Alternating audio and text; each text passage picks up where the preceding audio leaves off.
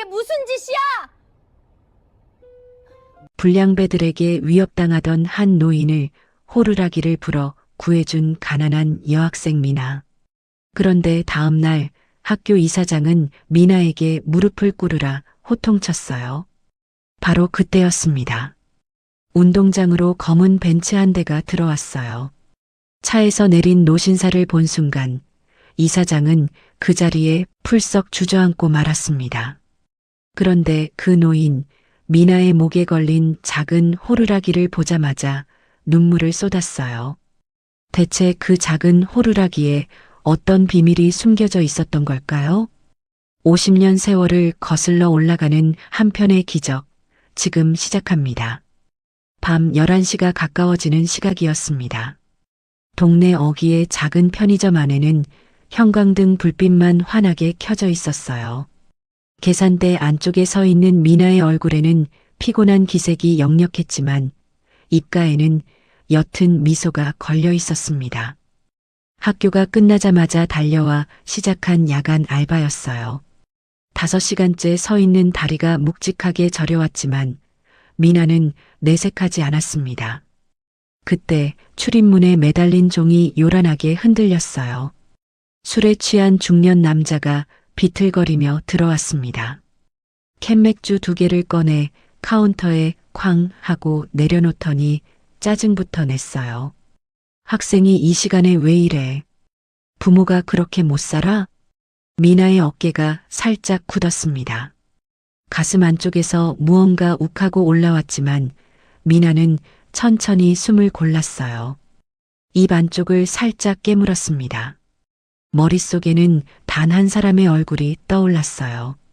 할머니의 약값. 이번 달부터 새로 처방받은 무릎 약값이 만만치 않았습니다.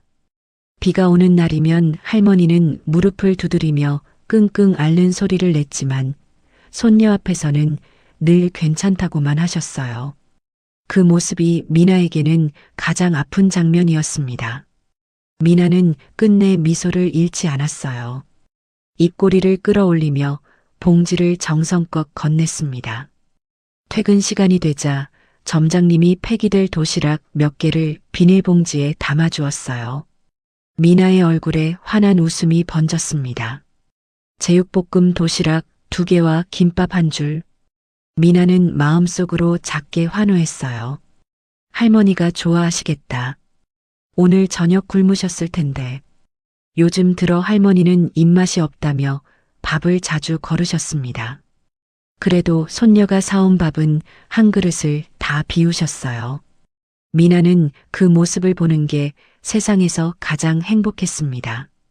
편의점을 나서자 차가운 밤바람이 얼굴을 훅 때렸어요. 입김이 하얗게 피어올랐습니다. 큰 길로 가면 40분, 골목길로 가면 20분. 미나는 잠시 망설이다가 결심한 듯 골목 쪽으로 발걸음을 돌렸어요. 손에 들린 도시락 봉지가 자꾸 마음을 재촉했습니다. 어두운 골목 입구에 들어서자 가로등 하나가 깜빡깜빡 불안하게 떨고 있었어요. 골목 중간쯤 지났을까? 미나의 귀에 거친 목소리들이 들려오기 시작했습니다. 영감탱이가 뭔데 훈계질이야? 미나의 발걸음이 우뚝 멈췄어요. 등줄기가 서늘해졌습니다. 골목 모퉁이에서 살짝 고개를 빼 안쪽을 들여다보았어요. 가로등 불빛 아래 덩치 큰 남학생 셋이 한 노인을 벽으로 거칠게 밀어붙이고 있었습니다. 노인은 양복을 차려입은 점잖은 분이었어요. 머리는 새하얗고 안경이 비뚤어진 채 코끝에 걸쳐져 있었습니다. 노인의 손이 가늘게 떨리고 있었어요. 가운데 서 있는 아이의 얼굴을 본 순간 미나의 심장이 쿵 내려앉았습니다. 같은 학교 일진 무리의 우두머리 철민이었어요. 늘 어깨에 힘을 주고 다니는 아이였습니다. 철민이 노인의 양복깃을 움켜쥐며 어깨를 거칠게 벽으로 밀쳤어요. 노인의 모습에 미나는 할머니가 떠올랐어요. 생각할 새도 없었습니다. 미나의 다리가 먼저 움직였어요. 당장 그만둬. 미나는 골목 한가운데로 뛰쳐나가며 소리쳤습니다. 학생들이 일제히 고개를 돌렸어요. 가로등 불빛이 미나의 얼굴을 환하게 비추었습니다. 철민의 입꼬리가 비뚤어지게 올라갔어요. 범생아, 가던 길이나 가라. 미나는 대답 대신 빠른 걸음으로 노인 쪽으로 다가갔습니다. 그러고는 노인의 앞을 자기 몸으로 가렸어요. 작은 체구였지만 그 등은 흔들림이 없었습니다. 어른한테 이게 무슨 짓이야? 당장 사과해. 미나의 목소리가 골목에 쩌렁쩌렁 울렸어요. 사실 미나는 떨고 있었습니다. 등줄기에 식은 땀이 한 줄기 흘러내렸어요. 하지만 미나는 어금니를 꽉 깨물고 버텼습니다. 철민의 표정이 일그러졌어요. 철민이 욕설을 내뱉으며 미나의 어깨를 거칠게 밀쳤습니다. 미나의 작은 몸이 옆으로 휘청 기울었어요. 손등이 거친 시멘트 담벼락에 쓸리며 따끔한 통증이 번졌습니다. 살같이 벗겨지며 빨갛게 피가 맺혔어요. 미나는 신음을 삼켰습니다. 그래도 미나는 뒤로 물러서지 않았어요. 다시 노인 앞을 막아섰습니다. 철민의 손이 다시 올라갔어요. 이번에는 정말로 미나의 뺨을 칠 것 같은 기세였습니다. 그 순간 미나의 머릿속에 할머니의 목소리가 떠올랐어요. 늦은 길에는 꼭 이걸 들고 다니라며 무슨 일 있으면 힘껏 불라고 하시던 그 말씀이요. 며칠 전 할머니가 손녀의 교복 주머니에 슬그머니 넣어주신 낡은 호루라기였습니다. 미나의 손이 빠르게 교복 주머니 속으로 들어갔습니다.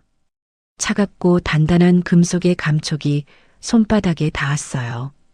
미나는 호루라기를 꽉 움켜쥐고 입에 가져다 댔습니다. 그러고는 가슴 깊은 곳에서 끌어올린 숨을 한 번에 내뱉었어요. 삐익. 날카로운 소리가 좁은 골목을 가르고 퍼져나갔습니다. 그 소리는 마치 비명처럼 골목 양쪽 담벼락에 부딪혀 메아리쳤어요. 미나는 거기서 멈추지 않았습니다. 호루라기를 입에서 떼고 목청껏 외쳤어요. 도와주세요. 목이 찢어질 것 같았습니다. 한 번 더, 두 번 더 호루라기를 불었어요. 그 소리는 멈추지 않고 골목을 채웠습니다. 2층, 3층 창문에 하나둘 불이 켜지기 시작했어요. 어느 집에서는 무슨 일이냐는 외침도 들렸습니다. 발걸음 소리도 들리기 시작했어요. 철민이 당황한 듯 주위를 두리번거리더니 다급하게 친구들을 향해 손짓했습니다. 그러더니 도망치다가 잠깐 뒤를 돌아보며 미나를 향해 이를 갈았어요. 학교에서 두고 보자. 그 말을 마지막으로 학생들은 골목 반대편으로 우당탕탕 뛰어 사라졌습니다. 곧 골목에는 다시 정적이 내려앉았어요. 미나의 손에서 호루라기가 스르륵 미끄러지듯 흘러내렸습니다. 골목에 무거운 정적이 내려앉았습니다. 조금 전까지 들리던 거친 발소리도 욕설도 모두 어둠 속으로 사라졌어요. 깜빡이던 가로등 하나만이 여전히 위태롭게 깜빡거렸습니다. 준택은 담벼락에 한 손을 짚은 채 거친 숨을 몰아쉬었어요. 가슴이 빠르게 오르내렸고 비뚤어진 안경 너머로 식은 땀 한 줄기가 관자놀이를 타고 흘러내렸습니다. 무릎이 자꾸만 후들거렸어요. 일은 하나의 몸으로 그런 일을 당하니 마음보다 몸이 먼저 굳어버린 듯 했습니다. 할아버지, 괜찮으세요? 어디 다치신 데 없으세요? 미나가 도시락 봉지를 바닥에 살며시 내려놓고 준택에게 다가갔어요. 작은 손이 조심스럽게 준택의 팔꿈치를 부축했습니다.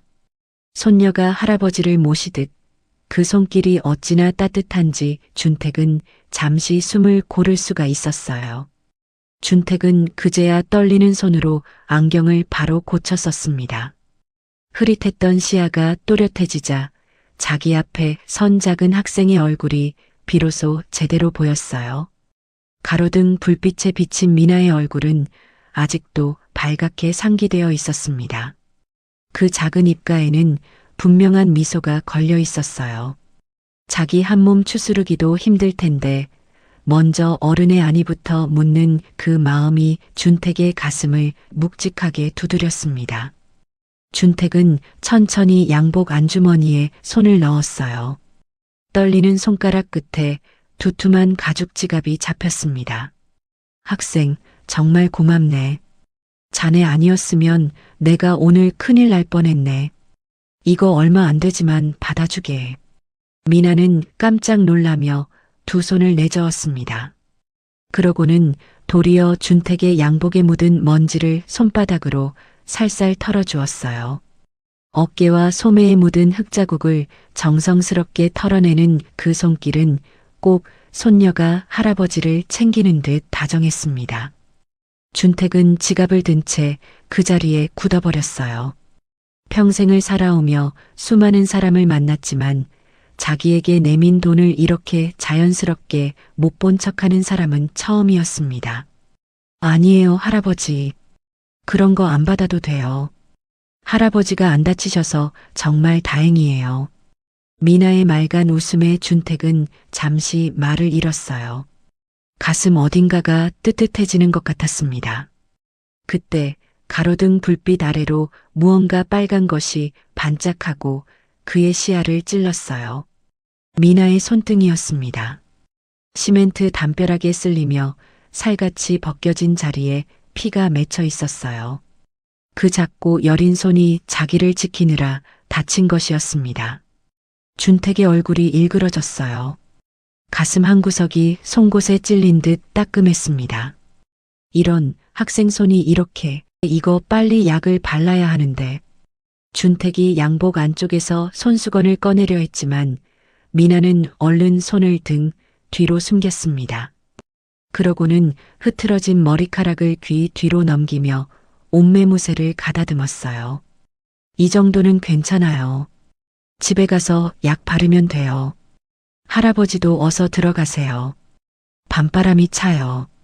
미나는 도시락 봉지를 다시 집어들고 가볍게 고개를 숙였어요. 그러고는 골목 안쪽으로 총총히 사라져갔습니다. 준택은 멀어지는 작은 뒷모습을 한참이나 바라보았어요.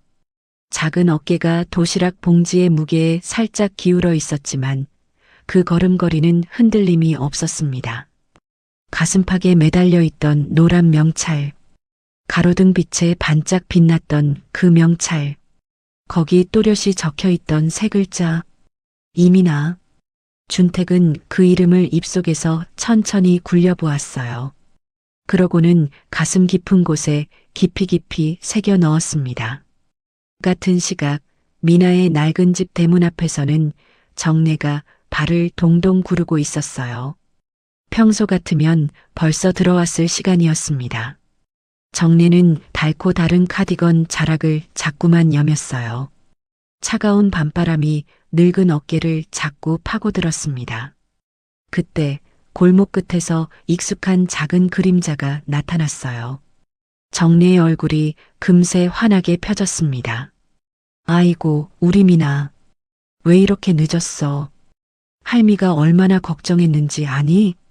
정내가 종종 걸음으로 달려와 손녀의 어깨를 감싸 안았어요. 미나는 할머니 품에 폭 안기며 환하게 웃었습니다. 할머니, 점장님이 도시락 주셨어. 얼른 들어가서 같이 먹자. 집 안으로 들어와 정내가 형광등을 켰어요. 노란 불빛이 좁은 마루를 환하게 비추는 순간 정내의 얼굴이 굳었습니다. 손녀의 손등이 빨갛게 부어올라 있었어요. 까진 살갗 위로 피가 거뭇하게 굳어 있었습니다. 정내의 입술이 파르르 떨렸어요.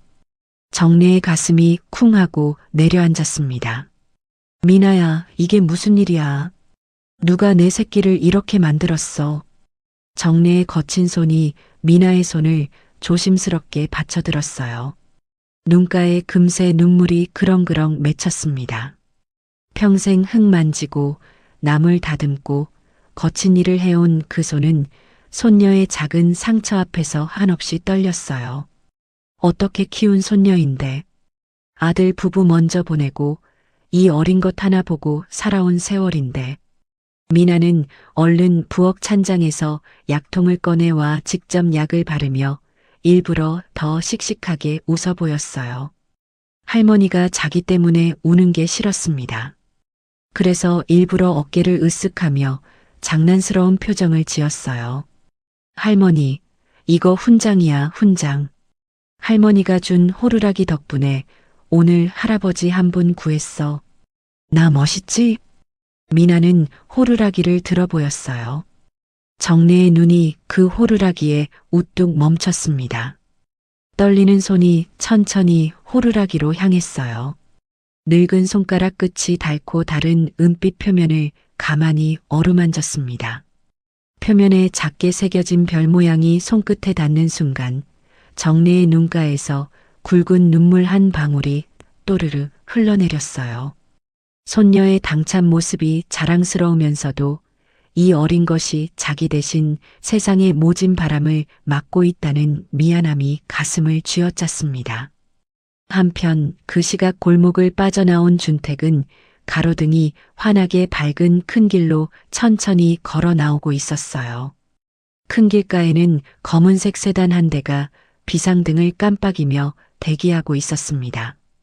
운전석에서 서류를 보고 있던 비서실장이 사이드미러로 준택의 모습을 발견하자 깜짝 놀라 차 문을 탁 차고 뛰어나왔어요.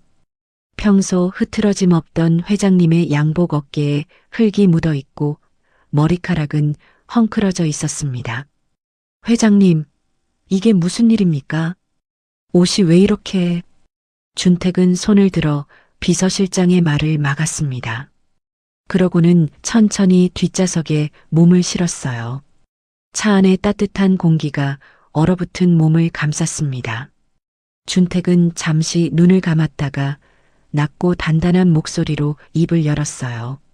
내일 일정 다 비우게. 대한고등학교로 가야겠어. 학교 교육이 이 꼴이라니 내 두 눈으로 똑똑히 봐야겠네. 비서실장의 등이 곧게 펴졌습니다. 그가 모시는 분은 보통 사람이 아니었어요.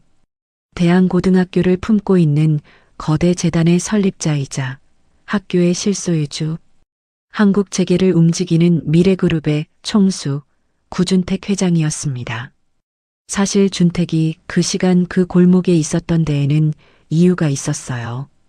그날 저녁 준택은 회의를 마치고 돌아오는 길에 문득 마음이 무거워졌습니다. 자기가 세운 재단이 운영하는 대한고등학교가 바로 이 동네에 있었어요. 평생 가난 때문에 학업을 포기해야 했던 준택에게 학교라는 두 글자는 늘 가슴 한편에 묵직하게 자리 잡고 있는 단어였습니다. 그래서 가끔 이렇게 운전기사를 큰 길에 세워두고 정체를 숨긴 채 학교 주변을 걸어보곤 했어요.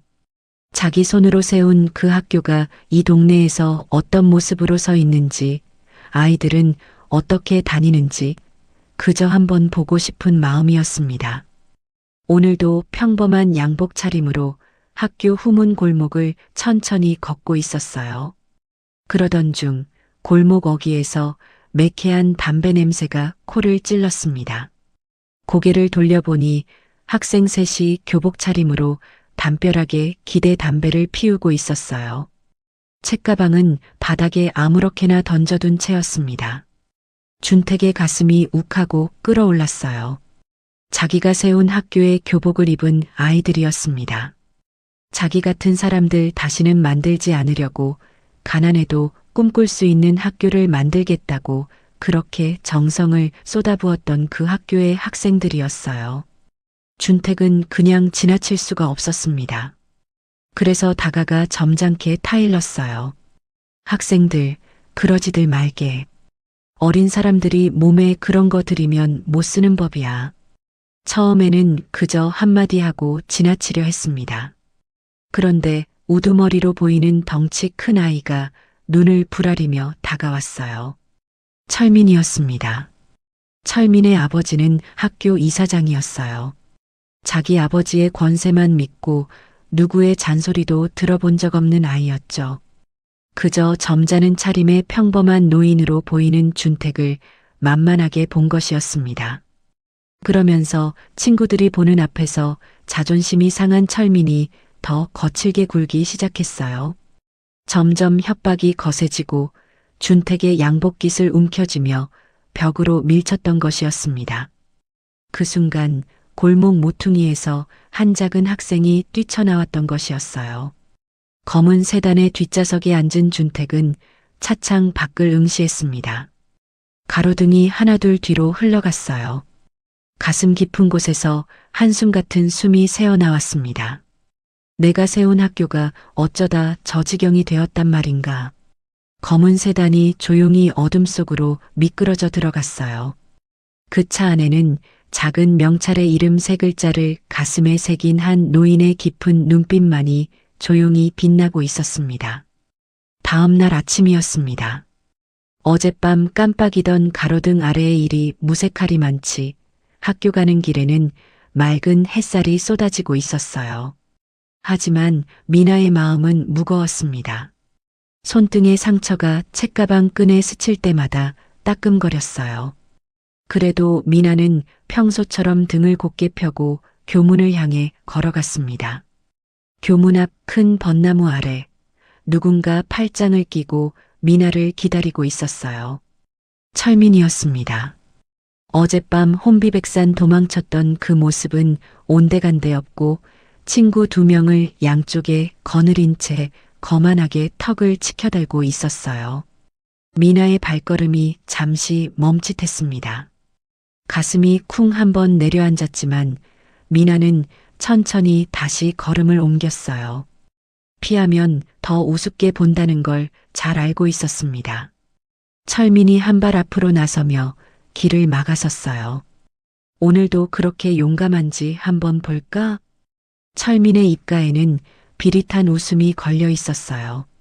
어제의 일을 친구들 앞에서 어떻게든 만회해야겠다는 표정이었습니다. 미나는 책가방 끈을 2 손으로 꼭 움켜쥐었어요. 손바닥에 살짝 땀이 배어 나왔습니다. 하지만 미나는 고개를 들어 철민의 눈을 똑바로 바라봤어요. 떨림을 들키지 않으려고 어금니를 꽉 깨물었습니다. 비켜. 짧고 단단한 한마디였어요. 그 흔들림 없는 목소리에 철민의 얼굴이 일그러졌습니다. 친구들 앞에서 여학생에게 무시당했다는 사실에 자존심이 와르르 무너졌어요. 미나는 그대로 철민의 옆을 스쳐 지나 교실로 향했습니다.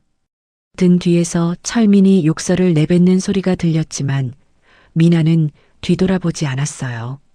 철민의 얼굴이 일그러졌습니다. 친구들 앞에서 또다시 망신을 당한 셈이었으니까요. 분을 참지 못한 철민은 1교시 수업도 들어가지 않고 곧장 본관 3층 가장 안쪽에 있는 이사장실로 향했습니다. 발걸음마다 쿵쿵 소리가 났어요. 평생 누구한테 한 번도 굽혀본 적이 없는 철민이었습니다. 그런 자신이 기초수급자 따위에게 2번이나 망신을 당했다는 사실을 도저히 참을 수가 없었어요. 이사장실 문을 벌컥 연 철민은 응접 소파에 앉아 신문을 읽고 있던 아버지에게 곧장 다가갔습니다. 아버지의 얼굴을 보자마자 철민의 눈가에 분이 그렁그렁 차올랐어요. 아버지 앞에서 짐짓 억울한 표정을 지으며 철민은 자기에게 유리하게 어제와 오늘 일을 늘어놓기 시작했습니다. 수급자 주제에 자기를 자꾸 훈계한다고 전교생 앞에서 망신을 줘서 친구들이 다 자기를 우습게 본다고 그런 애를 가만두면 자기 학교 생활이 끝장난다고요. 거기에 어제 골목에서 어떤 영감하고 시비가 붙었는데 그 일까지 미나 탓으로 슬쩍 돌렸어요. 철민의 목소리는 점점 높아졌고 어깨는 분노에 들썩였습니다. 이사장은 신문을 천천히 내려놓았어요. 평생 자식이라곤 이 아들 하나뿐이었습니다.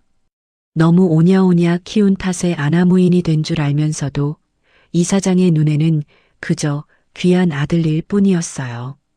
그런 아들이 눈물까지 글썽이며 자기 앞에서 분을 토하고 있으니 이사장의 얼굴도 점점 붉게 달아올랐습니다. 들고 있던 신문을 책상에 내리치며 이사장은 벌떡 자리에서 일어났어요. 내 아들이 어떤 자식인데, 아비인 나도 애지중지하며 소리 한 번 안 지른 내 자식을 감히 기초생활수급자 따위가 훈계해? 어디 두고 보자. 이사장의 목소리는 사방을 쩌렁쩌렁 울렸습니다. 그는 인터폰을 거칠게 들어 곧장 3학년 부장교사를 호출했어요. 이민아라는 학생을 당장 이사장실로 올려보내라는 명령이었습니다. 잠시 후 영문도 모른 채 수업 도중에 불려온 미나가 이사장실 문 앞에 도착했어요. 미나의 얼굴은 이미 창백하게 굳어 있었습니다. 문을 열고 들어선 미나는 책상 뒤에 앉아 자신을 노려보는 이사장과 그 옆에서 팔짱을 낀 채 고개를 빳빳이 든 철민을 보았어요. 미나의 등줄기에 식은땀이 흘렀습니다. 하지만 미나는 두 손을 가지런히 모으고 떨리는 다리에 힘을 주며 똑바로 섰어요. 내 아들에게 무릎 꿇고 사과해. 그러지 않으면 내 학생부 기록을 어떻게 만들지 두고 봐라. 대학은 꿈도 꾸지 마. 이사장의 첫마디였어요. 인사도 설명도 없이 다짜고짜 던져진 말이었습니다. 이사장의 말 한마디 한마디가 미나의 가슴을 비수처럼 찔렀습니다. 미나의 입술이 파르르 떨렸어요. 머릿속이 하얘지는 것 같았습니다. 평생을 할머니와 단둘이 작은 한 평짜리 방에서 책 한 권을 닳도록 읽으며 키워온 꿈이었어요. 그런데 그 꿈을 어른 한 사람의 입에서 너무나 쉽게 짓밟히고 있었습니다. 미나는 가슴이 무너지는 것 같았지만 이를 악물었어요. 이대로 무릎을 꿇으면 다친 손등의 상처가 호루라기를 불며 외쳤던 그 용기가 모두 거짓말이 되어버린다는 걸 알았으니까요. 미나는 떨리는 목소리로 그러나 또렷하게 어제 골목에서 있었던 일을 말하기 시작했습니다. 한 어르신이 위협당하고 있어서 도와드린 것뿐이라고요.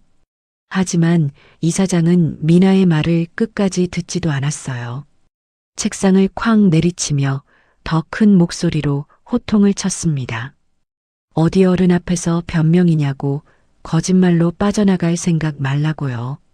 그 호통 소리에 미나의 어깨가 움찔 떨렸어요. 눈물이 핑 돌았지만 미나는 이를 악물고 흘리지 않았어요. 바로 그때였습니다.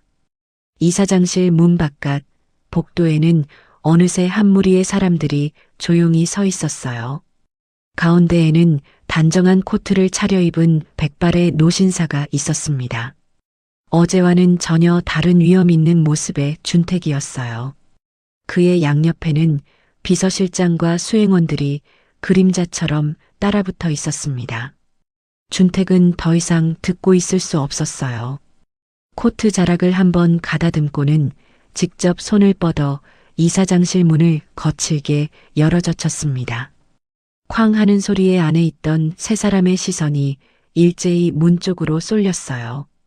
준택은 차가운 눈빛으로 이사장과 철민을 천천히 훑어보았습니다.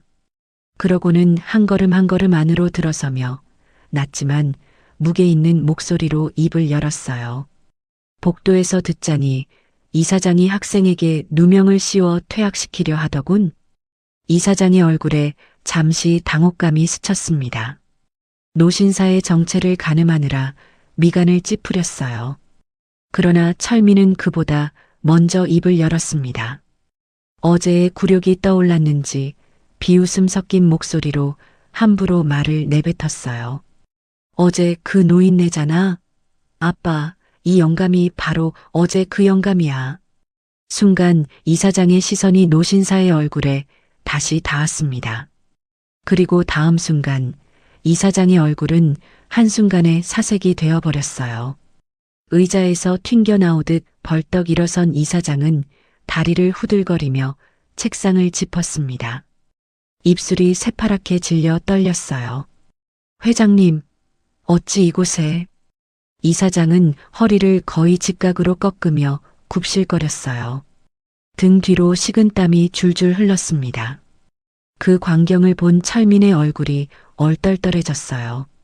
자기 아버지가 저렇게 굽실거리는 모습은 태어나서 한 번도 본 적이 없었습니다. 어리둥절해하는 아들에게 이사장은 화를 내듯 속삭이며 설명했어요. 저분이 누구신 줄 아느냐고. 우리 학교 재단 설립자이자 실소유주이신 미래그룹 구준택 회장님이시라고. 그러니 빨리 인사 올리라고 닥달했습니다. 그 말이 떨어지는 순간 철민의 얼굴이 시뻘개졌다가 곧바로 사색이 되었어요. 두 손이 부들부들 떨리기 시작했습니다. 자기가 어젯밤 멱살을 잡고 벽으로 밀친 노인이 자기가 다니는 학교의 진짜 주인이었다니. 철민의 다리가 후들거리더니 그 자리에 풀썩 주저앉을 뻔했어요. 한쪽에 서 있던 미나도 어리둥절했습니다. 어제 그 평범한 양복 차림의 할아버지가 미래그룹 회장이라니 도무지 믿기지 않았어요. 준택은 그런 세 사람을 한 명씩 천천히 바라보았어요. 그러고는 이사장의 자리, 그 상석을 향해 천천히 걸어갔습니다. 누구의 허락도 구하지 않고 마치 원래 자신의 자리였던 것처럼 의자에 앉았어요. 가죽 의자가 묵직한 소리를 냈습니다. 준택은 책상 위에 두 손을 가지런히 올리고는 차가운 눈빛으로 이사장과 철민을 내려다보았어요. 준택의 입술이 천천히 열렸습니다. 그 목소리는 크지 않았지만 방 안의 공기를 단숨에 얼어붙게 만드는 무게가 있었어요. 이사장이 자기 자식 감싸느라 학생을 협박해? 내 학교 수준이 이 정도였나? 준택의 한마디 한마디가 못이 박히듯 사무실 공기에 박혔어요. 이사장의 어깨가 움찔움찔 떨렸습니다. 김 실장, 당장 재단 전면 감사 실시해. 비서실장이 짧게 대답하며 즉시 어딘가로 전화를 걸었어요. 이사장의 얼굴이 흙빛으로 변해갔습니다. 준택은 잠시 그 둘에게서 눈을 떼고 한쪽 구석에 가만히 서 있던 미나에게 시선을 옮겼습니다. 미나는 두 손을 가지런히 모은 채 여전히 어리둥절한 얼굴로 서 있었어요. 어제 자기가 구해드렸던 평범한 할아버지가 이런 분이었다니.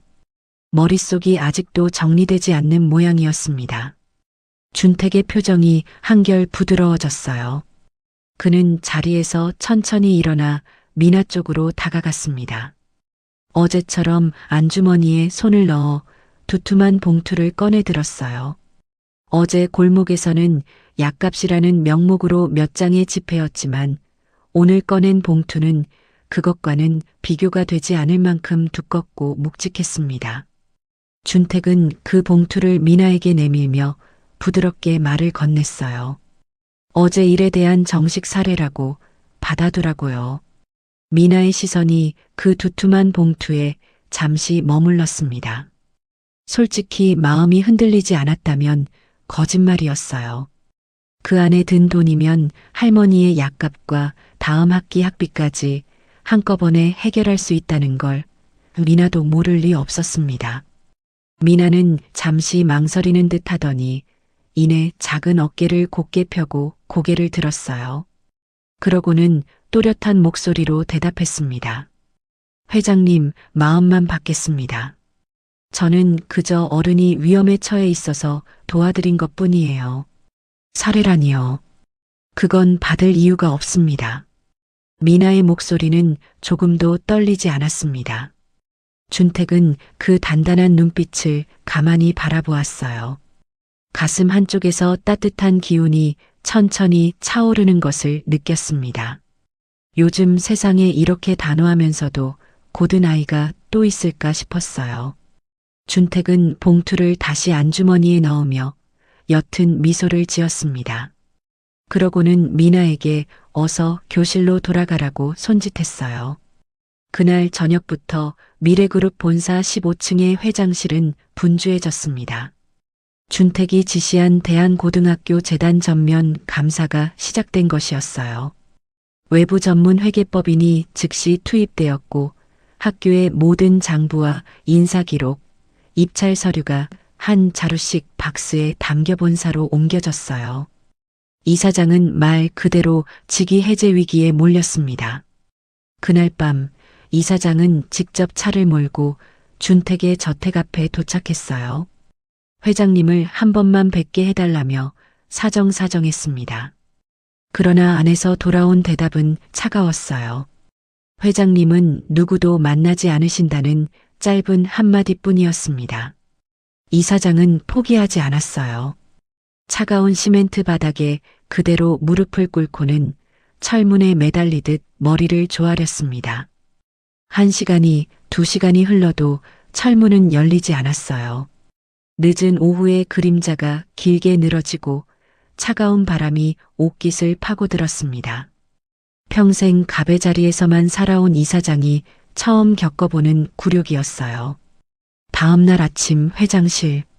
준택은 통유리창 너머로 떠오르는 태양을 한참이나 바라봤어요. 그러고는 비서실장을 가까이 불러 놨고 묵직한 목소리로 명령했습니다. 그 아이 미나 학생을 보살펴야겠네. 단 본인이나 가족이 절대 알아채지 못하게 해. 자존심 강한 아이일세. 은혜를 베푼다는 모양새가 되면 그 아이가 더 다칠 거야. 비서실장은 짧게 고개를 숙이고 물러났어요. 그날 오후부터 비서실장은 학교에서 벌어진 일들을 낱낱이 조사해 나갔습니다. 며칠이 지나자 두툼한 보고서가 회장실 책상 위에 올라왔어요. 비서실장은 한 장 한 장 넘기며 보고했습니다. 이사장이 학교 시설 공사 입찰 과정에서 페이퍼 컴퍼니를 통해 빼돌린 돈이 수십억 대였어요. 급식 납품 업체는 이사장 처남이 운영하는 회사로 정해져 있었습니다. 학교는 그야말로 썩을 대로 썩어 있었어요. 준택의 미간이 점점 깊게 패였습니다. 두 손을 깍지 끼고 천천히 의자를 뒤로 젖혔어요. 그러고는 짧고 단호하게 지시했습니다. 외부 회계법인에 모두 넘기게. 단 한 푼도 빼지 말고 다 들여다보라고 해. 네, 회장님. 비서실장은 보고서 다음 장을 넘겼어요. 거기에는 미나 학생에 대한 조사 결과가 적혀 있었습니다. 비서실장의 목소리가 조금 차분해졌어요. 미나가 매일 새벽 등교 전에 동네 골목을 돌며 폐지 줍는 노인의 손수레를 큰 길까지 함께 밀어주는 모습이 자주 목격된다고요. 편의점 야간 알바를 하면서도 유통기한이 임박한 빵을 모아 동네 독거노인들에게 가져다 드린다는 이웃 주민들의 증언도 있었습니다. 가정 형편은 기초생활수급자에 해당할 만큼 어렵지만 단 한 번도 전교 1등을 놓친 적이 없다고도 했어요. 준택은 보고서를 듣다가 어느 순간 눈을 감았어요. 가슴 안쪽이 묵직해졌습니다. 평생 가난 속에서 학업을 포기해야 했던 자신과는 다른 길을 걷고 있는 작은 학생. 가난해도 무너지지 않고 어려워도 남을 돕는 그 모습이 어쩐지 낯설지 않았어요. 준택은 가만히 혼잣말을 흘렸습니다. 그 시절 그 아이와 참 닮았어. 비서실장은 그 말이 무엇을 의미하는지 자세히 묻지 않았어요. 회장님의 가슴속 깊이 숨겨져 있는 그 누군가가 있다는 것을 비서실장은 오랜 세월 곁에서 어렴풋이 느껴왔으니까요. 준택은 다시 보고서로 시선을 옮겼습니다. 페이지를 한 장 더 넘겼을 때였어요. 가족관계 항목 한 줄에 시선이 멈췄습니다. 그 줄에는 미나의 조모 이름 석자가 또렷하게 적혀 있었어요. 김정래. 그 세 글자가 준택의 눈에 박히는 순간 보고서를 잡고 있던 손이 파르르 떨리기 시작했습니다. 준택의 얼굴에서 핏기가 천천히 빠져나갔어요. 보고서의 그 글자에 시선이 못 박힌 채 한참을 움직이지 못했습니다. 같은 이름이라고 하기에는 가슴이 너무 거세게 뛰었어요. 50년 동안 한순간도 잊은 적 없는 평생 가슴 한구석에 묻어두고 살아온 그 이름. 전국에 같은 이름을 가진 사람이 어디 한둘일까 싶으면서도 가슴은 이미 다른 말을 하고 있었습니다. 준택은 보고서를 천천히 내려놓고 두 손으로 얼굴을 한번 쓸어내렸어요. 깊고 긴 호흡을 가다듬은 뒤 다시 비서실장 쪽을 바라보았습니다. 평소와 다름없는 차분한 목소리를 내려고 안간힘을 썼지만 미세하게 떨리는 음성까지 감추지는 못했어요. 이 학생의 조모, 김정래라는 분에 대해서 아주 작은 것 하나까지 빠짐없이 다 알아와. 고향이 어디인지, 젊을 적엔 어떻게 살았는지, 가족관계는 어땠는지 하나도 빠뜨리지 말고. 비서실장은 그 명령에 담긴 무언가 묘한 긴장감을 느꼈어요. 평소 회장님이 사람 하나의 신상을 이렇게까지 깊이 캐라고 지시하시는 일은 거의 없었거든요. 비서실장은 깊이 고개를 숙이며 알겠다고 답했습니다. 그러고는 조용히 서재를 나갔어요. 홀로 남은 준택은 보고서의 마지막 장을 다시 펼쳤습니다. 그 한 줄 김정래라는 세 글자 위에 손가락을 천천히 올려놓았어요. 손끝에 닿은 종이가 차가웠지만 가슴 한복판은 50년 만에 처음으로 뜨겁게 달아오르고 있었습니다. 한편 저택 앞에서 무릎을 꿇고도 끝내 회장의 얼굴 한번 보지 못한 이사장은 주먹을 부서져라 움켜쥐었어요. 평생 한 번도 굽힌 적 없던 자존심이 짓밟힌 분노. 이대로 끝날 수는 없다는 도끼가 그의 눈에 시퍼렇게 차올랐습니다. 그러던 그의 머릿속에 한 가지 악랄한 계획이 떠올랐어요. 지난 중간고사 때 이사장은 아들 철민의 성적을 위해 시험지를 빼돌린 적이 있었습니다. 그 사실이 외부 회계법인의 감사 과정에서 곧 드러나게 될 게 분명했어요. 어차피 들킬 일이라면 그 죄를 다른 사람에게 뒤집어 씌워야겠다는 생각이 든 것입니다. 그것도 가장 멀쩡한 학생, 회장이 감싸고 있는 그 아이. 이민아. 다음 날 새벽이었어요. 이사장은 학교의 마스터키를 들고 텅 빈 학교 건물로 들어섰습니다. 복도는 어둡고 고요했어요. 3층 9반 교실 앞 미나의 사물함 앞에 선 이사장의 손이 가늘게 떨렸습니다. 그는 가져온 봉투에서 빼돌린 중간고사 문제지 사본과 답안지를 꺼내 미나의 사물함 깊숙한 곳에 밀어 넣었어요. 그러고는 입술을 빗둘게 올리며 사물함 문을 닫았습니다. 그날 오전 학교는 발칵 뒤집혔어요. 누군가의 익명 제보가 학교 게시판과 학부모 모임 단체 채팅방에 동시에 올라왔던 겁니다. 3학년 이민아 학생의 사물함에서 시험지가 발견되었다는 내용이었어요. 본관 회의실에서는 임시학사 운영회의가 긴급하게 열렸습니다. 이사장이 직접 그 자리에 나타나 떨리는 척하는 목소리로 충격적인 폭로를 시작했어요. 이사장은 모인 사람들을 향해 비통한 표정을 지으며 말했습니다.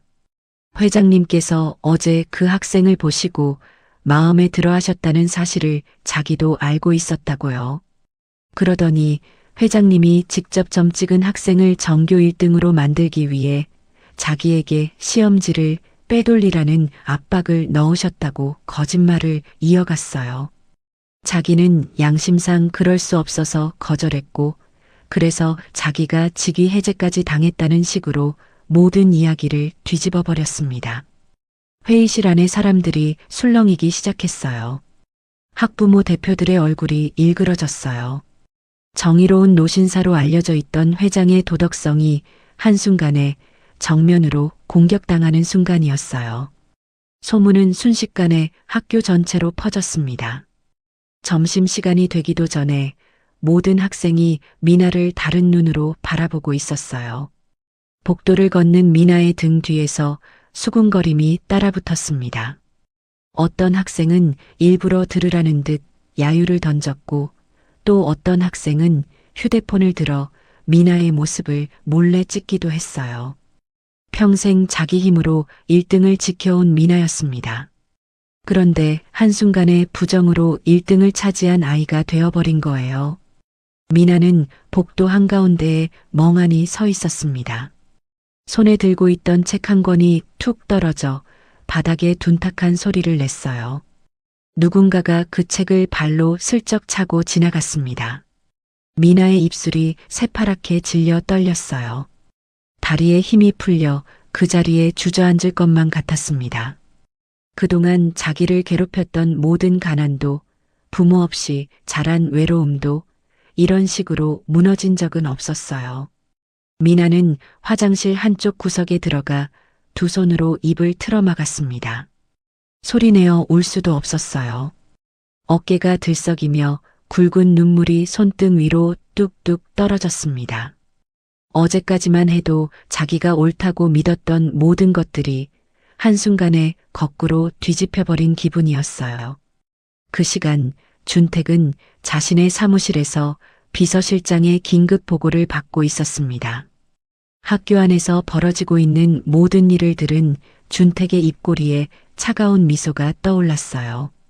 평생 산전수전을 다 겪으며 거대 기업을 일군 사람이었습니다. 이런 식의 어설픈 반격에 흔들릴 그가 아니었어요. 준택은 곧장 차를 몰고 학교로 향했습니다. 이번에는 어제처럼 조용한 등장이 아니었어요. 검은 세단들이 줄지어 학교 정문으로 들어섰고 양복을 차려입은 수행원들이 회장님의 뒤를 따랐습니다. 학교 안의 분위기는 단숨에 다시 얼어붙었어요. 준택은 가장 먼저 화장실 앞에 서 있던 미나를 찾아냈습니다. 눈물 자국이 가득한 얼굴로 고개를 숙이고 있는 미나를 보자 준택의 가슴이 뭉클하게 흔들렸어요. 그는 천천히 다가가 한쪽 무릎을 살짝 굽혀 미나와 눈높이를 맞추었습니다. 그러고는 부드럽지만 단단한 목소리로 입을 열었어요. 미나 학생, 진실은 소리보다 힘이 세단다. 나를 믿어라. 미나는 천천히 고개를 들었습니다. 눈물에 젖은 눈으로 준택을 올려다보았어요. 그 깊은 눈빛 속에 흔들림이라곤 한 점도 없다는 것을 미나는 분명히 보았습니다. 준택은 미나를 진정시키고는 곧장 본관 대강당으로 향했습니다. 임시학사 운영회의가 열리고 있던 그 자리였어요. 회장님이 직접 등장하자 회의실 안은 단숨에 조용해졌습니다. 이사장의 얼굴이 한순간에 굳었어요. 회장이 이렇게 빨리 그것도 직접 모습을 드러낼 줄은 몰랐던 겁니다. 준택은 단상 한가운데에 천천히 올라섰어요. 그러고는 비서실장이 들고 온 노트북을 단상 위에 펼쳤습니다. 강당의 큰 화면이 곧 켜졌어요. 화면에는 어젯밤 인적 없는 본관 복도의 보안 카메라 영상이 흐르기 시작했습니다. 영상 속에는 이사장이 마스터키를 들고 사물함 구역으로 들어서는 모습이 또렷하게 담겨 있었어요. 카메라는 이사장의 얼굴을 정면으로 잡고 있었습니다. 그 다음 장면에서는 이사장이 직접 미나의 사물함을 열고 시험지 묶음을 교과서 사이에 끼워 넣는 모습까지 모두 기록되어 있었어요. 회의실 안에서 누군가의 입에서 헉하는 짧은 외마디가 터져 나왔습니다. 학부모 대표 몇 명은 손으로 입을 가렸어요. 이사장의 얼굴은 단숨에 흙빛으로 변했습니다. 의자를 짚은 손이 와들와들 떨리고 있었어요. 화면 속 자기 자신의 모습 앞에서 그 어떤 변명도 통하지 않는다는 것을 본인이 가장 잘 알고 있었습니다. 준택은 거기서 멈추지 않았어요. 비서실장에게 다음 자료를 띄우라고 차분하게 지시했습니다. 곧이어 화면에는 또 다른 도표 한 장이 떠올랐어요. 지난 3년간 철민의 학기별 성적 변동 그래프였습니다. 1학년 입학 당시 학교 평균에도 못 미치던 성적이 어느 시점부터 갑자기 전교 상위권으로 폭등해 있었습니다. 그것도 정확히 매 시험 직전에 학부모석에서 야유 같은 한숨이 새어나왔어요. 누가 봐도 부정의 흔적이었습니다. 이사장이 단상 위에서 풀썩 무릎을 꿇었어요. 두 손을 싹싹 비비기 시작했습니다. 회장님, 한 번만 봐주십시오. 제가 잠시 잘못 생각한 것뿐입니다. 준택은 차가운 시선으로 그를 내려다봤어요. 그러고는 한마디도 대꾸하지 않은 채 비서실장에게 고갯짓을 했습니다. 강당 뒤편에서 대기하고 있던 경찰들이 단상 위로 올라왔어요. 이사장의 두 손에 차가운 수갑이 채워졌습니다. 횡령과 무고, 두 가지 죄목이었어요. 철민도 영구 퇴학 처분과 함께 사법 처리 절차에 들어갔습니다. 부자가 줄줄이 강당 밖으로 끌려나가는 모습을 전교생이 두 눈으로 지켜봤어요. 학생들 위에 군림하며 호령하던 두 사람의 마지막 모습이었어요. 준택은 천천히 단상 가운데로 다시 걸어 나왔습니다. 마이크를 잡고 학생들 한 명 한 명을 바라봤어요. 그 눈빛에 분노 대신 깊은 다정함이 깃들어 있었습니다. 여러분 잘 보았지요. 나쁜 짓을 하면 반드시 벌을 받습니다. 그리고 정직한 사람은 결코 외롭지 않습니다. 그것이 이 학교가 지켜야 할 단 하나의 원칙입니다. 장내에는 무거운 침묵이 흘렀어요. 그러더니 어디선가 누군가 작게 박수를 치기 시작했습니다. 박수 소리는 점점 커졌어요. 학생들이 한 명씩 또 한 명씩 일어섰습니다. 강당 한쪽 구석에 서 있던 미나도 그제야 다시 고개를 들 수 있었어요. 눈물이 또 한 번 차올랐지만 이번엔 다른 종류의 눈물이었습니다. 무너졌던 자존감이 따뜻한 햇살에 천천히 일어서는 듯한 그런 눈물이었어요. 학교에서의 모든 소동이 정리되고 이사장 부자가 경찰에 연행된 그날 저녁이었습니다. 준택은 푹신한 가죽 의자에 앉아 김이 모락모락 피어오르는 따뜻한 차 한 잔을 두 손으로 감싸쥐고 있었어요. 평생 일에만 매여 살아온 사람이었지만 오늘만큼은 가슴 한구석이 묘하게 들떠 있었습니다.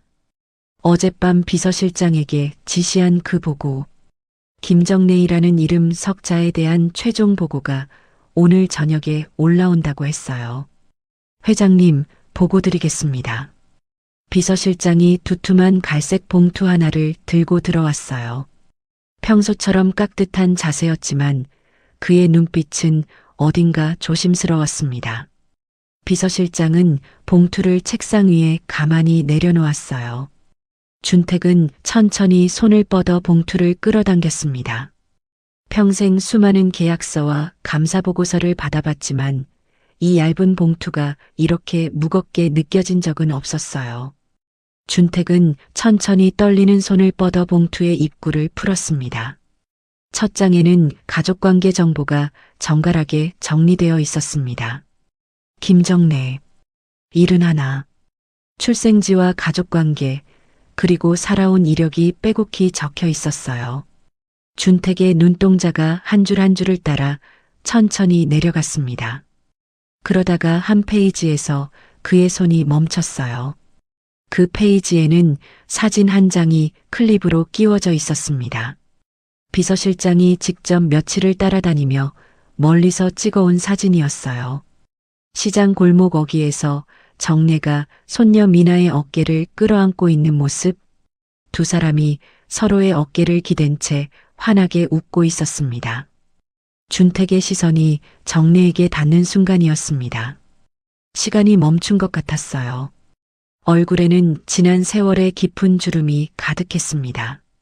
머리도 어느새 하얗게 새어 있었고 손등에는 굵은 핏줄이 도드라져 있었어요. 그러나 그 모든 세월의 흔적을 뚫고 단 하나 변하지 않은 것이 있었습니다. 손녀 미나를 바라보며 입꼬리가 살짝 올라간 그 웃음, 눈가가 부드럽게 휘어지며 짓는 그 환하고 맑은 미소, 50년 전 자기에게 수험표를 내밀며 부끄럽게 웃어주던 그 19살 정래의 미소가 그 사진 속에 그대로 살아 있었어요.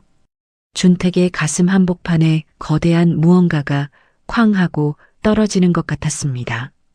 심장이 한순간에 멎는 듯 하더니 곧이어 폭주하기 시작했어요. 50년 동안 가슴 깊은 곳에 단 하루도 잊지 못하고 묻어두었던 그 얼굴. 가난 때문에 작별 인사 한마디 남기지 못하고 떠나야 했던 평생 이름 한 번 다시 불러보지 못한 자신의 단 하나의 첫사랑. 정례였습니다. 분명히 의심의 여지 없이 정례였어요. 준택은 그대로 굳어버린 채 사진 속의 정례를 바라보고 또 바라보았습니다. 떨리는 손가락 끝이 사진 위 정례의 깊어진 주름을 따라 천천히 움직였어요. 그 주름 한 줄 한 줄이 곧 정례가 자기 없이 견뎌온 50년의 세월이라는 것을 준택은 가슴이 찢어지도록 깨달았습니다. 자기가 거대한 기업을 일구며 호화로운 응접실에 앉아 있는 동안 정례는 시장 좌판에서 나무를 다듬으며 손녀 하나를 키우고 있었던 거예요. 준택의 두 눈에서 굵은 눈물 한 방울이 툭 떨어졌습니다. 사진 위로 떨어진 그 눈물이 둥근 자국을 남겼어요. 평생 누구 앞에서도 흘려본 적 없는 눈물이었습니다. 사업이 부도 직전까지 갔을 때도 가까운 사람들이 등을 돌렸을 때도 결코 흘리지 않았던 눈물이 한 장의 사진 앞에서 한순간에 무너져 내리고 있었어요. 준택의 입술이 파르르 떨렸습니다. 가슴 깊은 곳에서 평생 참아왔던 오열이 천천히 차오르기 시작했어요. 준택은 한 손으로 입을 틀어막았지만 그 사이로 새어나오는 흐느낌은 끝내 막지 못했습니다. 어깨가 들썩이고 가슴이 무너져 내렸어요. 찾았다. 찾았다, 정례야. 죽기 전에 널 다시 보는구나. 50년이라는 세월의 한이 그 한마디에 모두 담겨 있었습니다. 평생 천하를 호령해온 노신사의 등이 그 어느 때보다 작고 외롭게 보였어요. 준택은 사진을 가슴에 꼭 끌어안고는 한참을 그렇게 흐느꼈습니다. 어디선가 잘 살고 있기만을 빌었던 그 사람이 이렇게 가까운 곳에서 그 모진 세월을 견뎌내고 있었다는 사실에 가슴이 미어졌어요. 얼마쯤 시간이 흘렀을까? 준택은 손등으로 눈가를 훔치며 다시 사진을 들여다봤어요. 그러다가 그의 시선이 사진 속 또 다른 곳에 가서 멈췄습니다. 정례의 옆에 꼭 붙어 서 있는 손녀 미나. 그 작은 가슴팍에 무언가 반짝이는 것이 걸려 있었어요. 준택의 호흡이 갑자기 멎었습니다. 은빛으로 작게 빛나는 그것. 호루라기였어요. 어디선가 본 듯한 익숙한 모양의 호루라기였습니다. 준택은 떨리는 손으로 책상 서랍을 열었어요. 사진을 확대해 볼 돋보기를 꺼냈습니다. 두꺼운 돋보기 너머로 사진을 비춰보는 그의 손이 가늘게 떨렸어요. 그 작은 은빛 표면에는 분명히 무언가가 새겨져 있었어요. 투박하고 어설픈, 그러나 한눈에 알아볼 수 있는 작은 별 모양이었습니다. 한쪽으로 살짝 비뚤어진 그 별의 모양은 어느 공장에서 찍어낸 것이 결코 아니었어요. 누군가가 손으로, 그것도 솜씨가 서툰 손으로 직접 새긴 흔적이 분명했습니다. 준택의 호흡이 한순간에 멎었어요. 손에 들고 있던 돋보기가 가늘게 떨렸습니다.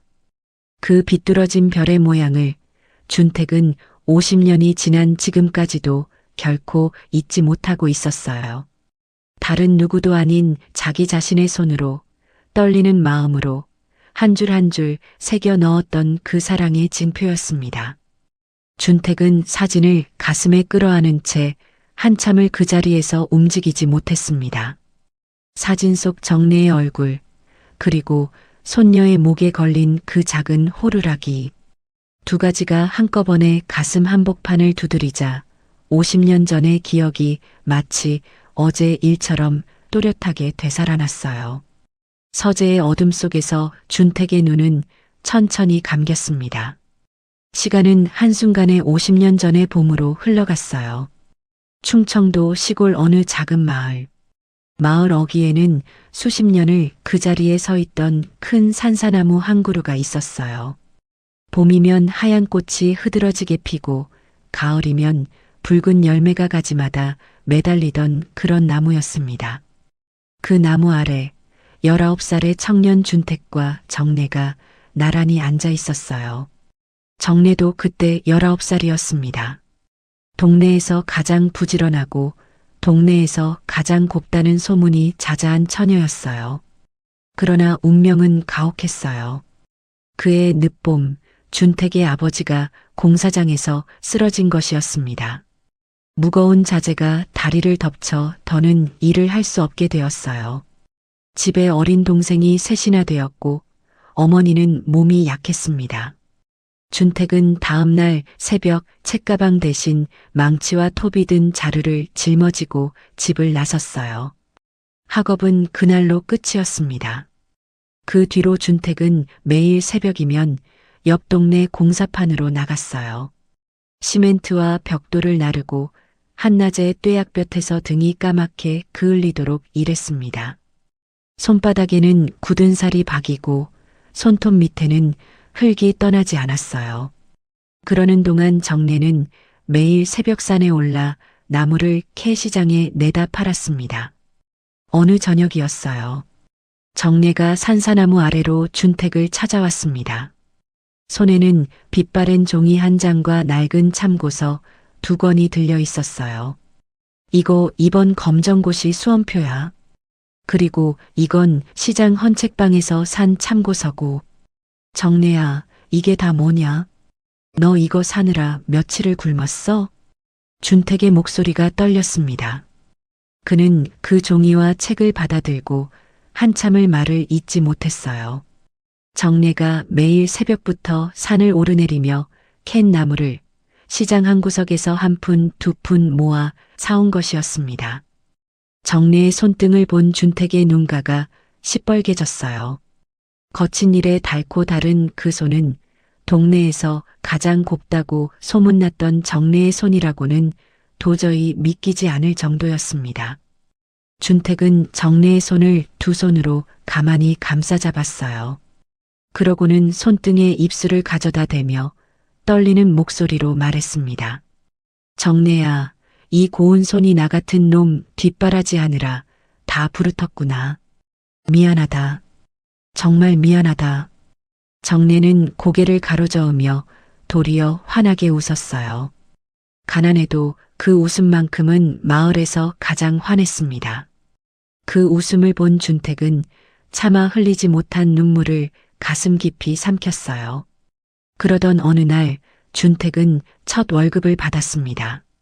봉투에 든 그 돈은 식구들 약값으로 거의 다 사라졌지만 준택은 그 와중에 단돈 몇 푼을 따로 떼어두었어요.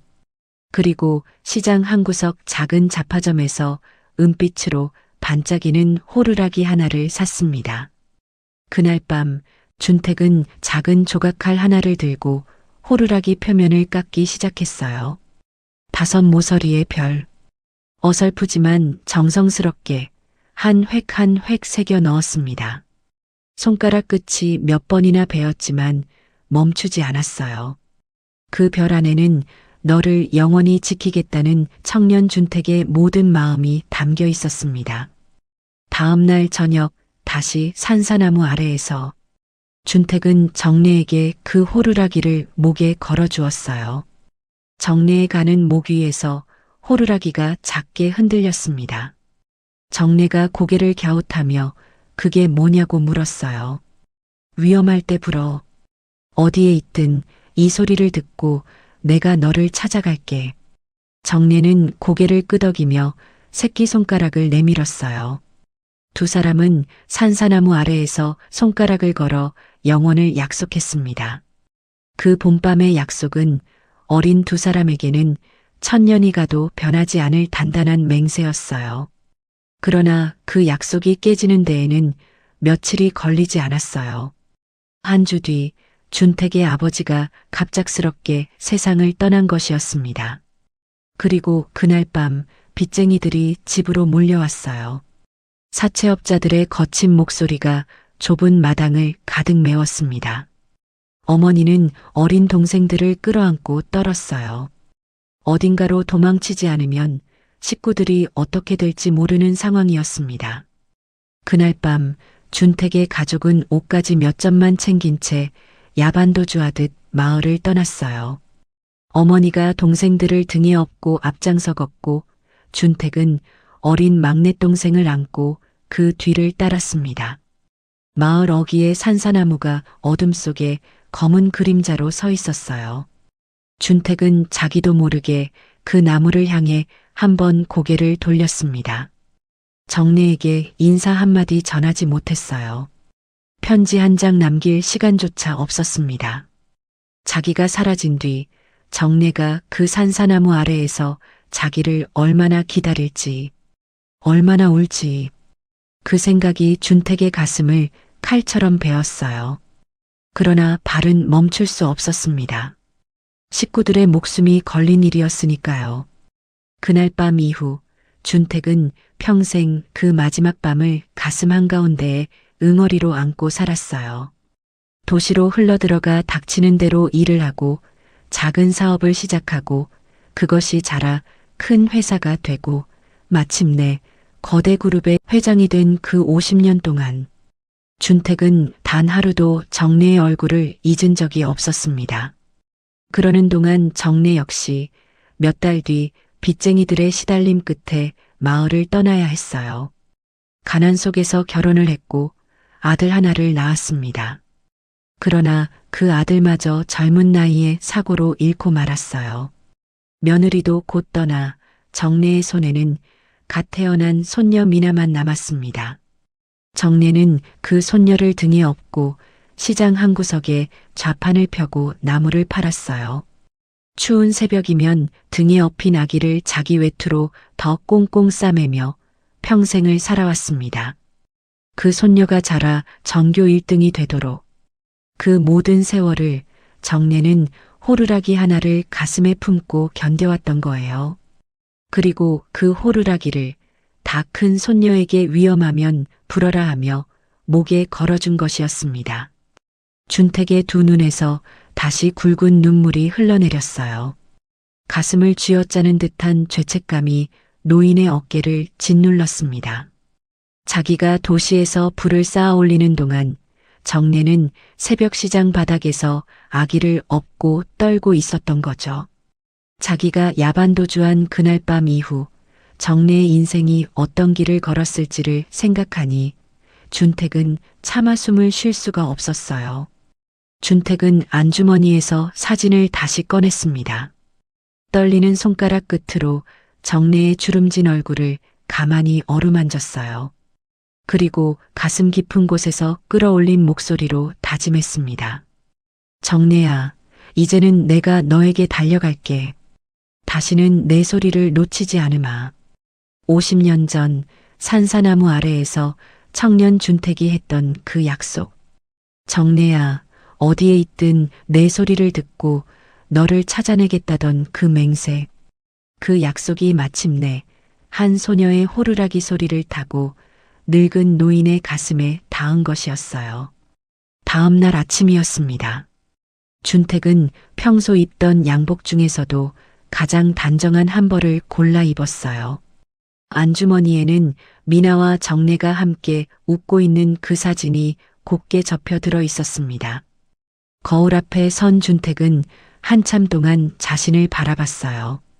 거울 속에는 머리가 새하얀 이른 하나 살의 노인이 있었습니다. 50년 전 산사나무 아래에 서 있던 19살의 청년은 이미 사라진 지 오래였어요. 이런 모습으로 정내를 만나도 되는 걸까? 정내야, 너는 나를 알아볼 수 있을까? 준택은 가만히 가슴을 쓸어내렸어요. 비서실장의 차에 오른 그의 손이 평소답지 않게 떨렸습니다. 차창 밖으로 익숙한 도시의 풍경이 흘러갔어요. 그러나 준택의 눈에는 그 풍경이 보이지 않았습니다. 가슴 안쪽이 점점 더 빠르게 뛰었어요. 차가 정내의 낡은 집 앞 골목 어귀에 멈춰 섰습니다. 준택은 차 문을 열고 천천히 내렸어요. 비서실장에게는 잠시 차에서 기다리라고 손짓했습니다. 이 순간만큼은 50년 전의 청년 준택으로 돌아가 정례 앞에 서고 싶었어요. 발걸음이 무거웠습니다. 평생 수많은 회의장과 협상장에 들어섰던 그 다리가 오늘은 좁은 골목길 하나를 걸어가는 것조차 힘들었어요. 한 걸음 한 걸음 옮길 때마다 50년의 세월이 발목에 매달리는 것 같았습니다. 골목 끝 낡은 슬레이트 지붕에 작은 한옥 한 채가 보였어요. 살짝 열린 대문 틈으로 마당 안쪽이 보였어요. 그 순간 준택의 숨이 한 박자 멈췄습니다. 마당 한가운데 놓인 평상 위에 한 노인이 등을 보인 채 다소곳이 앉아 있었어요. 무릎 위에는 시장에서 팔다 남은 듯한 시든 나물 한 무더기가 놓여 있었고 그 작은 손은 시들어 누렇게 변한 잎을 한 장 한 장 골라내고 있었습니다. 그 뒷모습이었어요. 50년 동안 단 한순간도 잊은 적 없는 그 어깨선이었습니다. 비록 구분 등 위로 흰머리가 가득했지만 한쪽으로 살짝 기울인 그 고개의 각도, 무언가에 몰두할 때면 어깨가 가만히 들썩이던 그 버릇. 그 모든 것이 50년 전 산사나무 아래에서 책장을 넘기던 정례의 그 모습 그대로였어요. 준택의 가슴이 한순간에 무너져 내렸습니다. 발걸음이 그 자리에 못 박힌 듯 떨어지질 않았어요. 50년 동안 가슴 안에 담아두었던 그리움이 한꺼번에 발목을 휘감고 올라오는 것 같았습니다. 준택은 대문 앞에 그렇게 한참을 서서 그 작고 굽은 뒷모습을 바라보고 또 바라보았어요. 두 눈에는 어느새 굵은 눈물이 차오르고 있었습니다. 준택의 입술이 천천히 열렸어요. 50년 동안 가슴 속에서 수천 번, 수만 번도 더 불러왔던 그 이름이었습니다. 정례야. 목소리는 끝내 제대로 나오지 못하고 가슴 안에서 갈라졌어요. 50년이라는 세월이 목구멍을 막아선 듯 준택은 그 한마디조차 온전히 내뱉을 수가 없었습니다. 눈시울이 순식간에 붉어졌어요. 가슴이 미어지는 것을 참지 못하고 준택은 떨리는 손으로 천천히 대문을 밀었습니다. 그 소리에 정례가 손을 멈추고 천천히 고개를 돌렸습니다. 처음에는 그저 의아한 표정이었습니다. 단정한 정장 차림의 백발 노신사가 어쩐 일로 자기 같은 사람의 집에 찾아왔는지 짐작이 되지 않는 모양이었어요. 정례는 옷매무새를 가다듬으며 천천히 자리에서 일어섰습니다. 그러나 다음 순간이었어요. 정례의 시선이 노신사의 두 눈에 가만히 닿았습니다. 그 깊고 그윽한 눈빛이 정례의 가슴 한복판을 단숨에 꿰뚫었어요. 50년이라는 긴 세월이 한순간에 무너지는 소리가 정례의 귓가에 들리는 듯 했습니다. 정례의 얼굴에서 핏기가 천천히 빠져나갔어요. 입술이 새파랗게 질려 떨리기 시작했습니다. 세월은 분명 두 사람의 얼굴 위에 깊은 자국을 남겨두었어요. 머리는 하얗게 새었고 얼굴에는 주름이 가득했으며 등은 둘 다 약간씩 굽어 있었습니다. 그러나 그 모든 세월의 흔적을 뚫고도 단 하나 변하지 않은 것이 있었어요. 50년 전 산사나무 아래에서 자기를 바라보던 그 깊고 따뜻한 그 눈빛만은 단 한 점도 변하지 않은 채 그 자리에 그대로 있었습니다. 정례의 손이 와들와들 떨리기 시작했어요. 무릎 위에 놓여있던 나물 바구니가 천천히 기울어졌습니다. 정례 본인은 그 사실조차 알아차리지 못했어요. 다음 순간 바구니가 평상 아래로 툭 떨어졌습니다. 시든 나물들이 흙바닥 위로 흩어졌어요. 그러나 정례의 시선은 단 한순간도 노신사에게서 떨어지지 않았습니다. 정례의 입술이 가늘게 떨렸어요. 50년 동안 가슴 깊은 곳에 묻어두었던 그 이름이 본인의 의지와는 상관없이 입 밖으로 흘러나왔습니다. 준택이니? 정말 너니? 목소리는 갈라지고 떨렸지만 그 한마디는 50년 세월을 한순간에 가로지르고 있었어요. 준택의 가슴이 산산이 부서지는 것 같았습니다. 더는 다리에 힘을 줄 수가 없었어요. 준택은 그대로 마당의 흙바닥에 무릎을 털썩 꿇었습니다.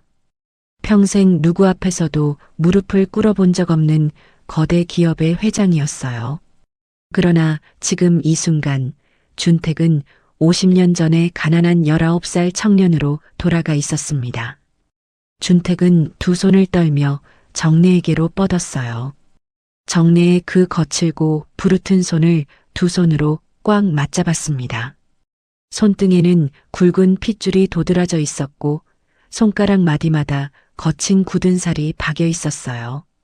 50년 전 산사나무 아래에서 자기에게 수험표를 사주려고 나무를 다듬었던 그 곱던 손이 50년 동안 얼마나 모진 세월을 지나왔는지 그 손등 위에 고스란히 적혀 있었습니다. 준택의 가슴이 천갈래로 찢어졌어요. 평생 가둬두었던 오열이 한꺼번에 터져 나왔습니다. 정래야, 나왔다. 너무 늦었지. 내가 너무 늦게 와서 미안하다, 정래야. 준택은 정래의 손을 잡은 채로 얼굴을 묶고 흐느꼈어요. 백발의 노신사가 흙바닥에 무릎을 꿇은 채 어린아이처럼 우는 모습이었습니다. 평생 천하를 호령해온 그 어깨가 그 어느 때보다 작고 아프게 들썩였어요. 준택은 떨리는 손으로 안주머니에서 어제의 그 사진을 꺼냈습니다. 정래 앞에 그 사진을 두 손으로 받쳐 들고는 흐려진 시야 너머로 정래의 얼굴을 올려다보았어요. 정래는 사진 속의 자신과 손녀를 보며 또 한 번 가슴이 무너지는 것을 느꼈습니다. 미나목에 걸린 그 호루라기, 그 별 문양을 보고 너인 줄 알았다. 50년이 지났는데도 내가 아직도 그걸 품고 있었다니. 준택의 목소리는 통곡 사이로 갈라졌어요. 정래의 두 눈에서도 굵은 눈물이 줄줄이 흘러내리기 시작했습니다. 정래는 떨리는 두 손으로 흙바닥에 꿇어앉은 준택의 젖은 얼굴을 가만히 어루만졌어요. 그 거친 손바닥이 마치 50년 전의 어린 준택을 어루만지듯 한없이 부드러웠습니다. 나는 내가 죽은 줄로만 알고 살았다. 준택아. 빚쟁이들 사이에서 그렇게 사라졌으니 어디 험한 일이라도 당한 줄로만. 정래의 목소리도 끝내 무너져 내렸어요. 정래는 한 손으로 입을 막고 흐느꼈습니다. 그러나 떨리는 손은 여전히 준택의 얼굴을 매만지고 있었어요. 그래도 나는 너를 단 하루도 잊은 적이 없었다. 내가 어디선가 살아만 있어 달라고. 어디선가 잘 살고 있어 달라고. 그것만 빌며 평생을 살았어, 준택아. 그 말이 준택의 가슴을 칼처럼 베었습니다. 자기가 도시에서 불을 싸는 동안 정래는 새벽 시장에서 나무를 다듬으며 자기의 안위만을 빌어왔던 거예요. 죽었을 거라 짐작하면서도 그래도 살아만 있어 달라고. 평생을 그렇게 빌어왔던 거죠. 준택은 정래의 부르튼 손등에 얼굴을 묻었어요. 거친 살갗에 자기 눈물이 흥건히 스며들었습니다. 미안하다 정래야. 50년이나 흘러서야 이렇게 와서 정말 미안하다. 너를 이 모진 세월 속에 혼자 둬서 정말 미안하다 정래야. 정래는 흙바닥에 무릎을 꿇은 준택의 어깨를 가만히 끌어안았어요. 50년 만에 다시 안아보는 그 어깨였습니다. 비록 단단했던 어린 청년의 어깨는 이제 늙고 가늘어졌지만 정래에게는 그 어떤 세월도 가릴 수 없는 그리운 어깨였어요. 정래는 그 어깨에 얼굴을 묻고는 평생 가슴 깊은 곳에 묻어두었던 한을 한꺼번에 쏟아냈습니다. 두 노인은 그렇게 마당 한가운데에서 서로를 끌어안은 채 한참을 흐느꼈어요. 50년이라는 긴 세월의 한이 그 작은 마당 한복판에 한꺼번에 쏟아져 내리고 있었어요. 얼마쯤 시간이 흘렀을까? 준택은 가까스로 호흡을 가다듬고 정내의 두 손을 다시 자기 두 손으로 꽉 맞잡았습니다. 그러고는 정내의 두 눈을 똑바로 바라보았어요. 흐려진 시야 너머로 50년 전 산사나무 아래에서 새끼손가락을 걸었던 그 어린 정내의 얼굴이 겹쳐졌습니다. 이제는 내가 널 지킬게, 정내야. 절대로 널 다시는 혼자 두지 않을게. 이번에는 약속을 꼭 지킬게. 정내는 말없이 고개를 끄덕였어요. 그 주름진 두 눈에서는 또 한 번 굵은 눈물이 흘러내렸습니다. 50년 전 산사나무 아래의 봄밤에 두 어린 연인이 손가락을 걸고 약속했던 그 영원히 백발이 성성한 두 노인의 손을 통해 이제야 비로소 이어지고 있었어요. 해가 서산 너머로 길게 누울 무렵이었어요. 미나는 평소처럼 가방을 메고 골목길을 걸어 들어오고 있었습니다. 손등의 상처는 어느새 옅은 자국으로 남아 있었어요. 학교에서 결백이 밝혀진 뒤 미나의 발걸음은 한결 가벼웠습니다. 친구들의 시선도 다시 따뜻해졌고 복도에서 들리던 수군거림도 사라진 지 오래였어요. 미나는 작은 입속으로 콧노래를 흥얼거렸습니다. 대문 가까이 다다랐을 때였어요. 안쪽에서 무언가 흐느끼는 소리가 새어나왔습니다. 미나의 발걸음이 우뚝 멈췄어요. 처음에는 잘못 들은 줄 알았습니다. 하지만 분명히 마당 안쪽에서 두 사람의 통곡 소리가 들리고 있었어요. 그중 하나는 평생 들어온 할머니의 울음소리가 분명했습니다. 미나의 가슴이 철렁 내려앉았어요. 가방끈을 꽉 쥔 채 미나는 살짝 열려있는 대문을 두 손으로 밀고 마당으로 뛰어들어갔습니다. 그리고 마당 한가운데에 펼쳐진 광경에 미나는 그 자리에 우뚝 멈춰 서고 말았어요.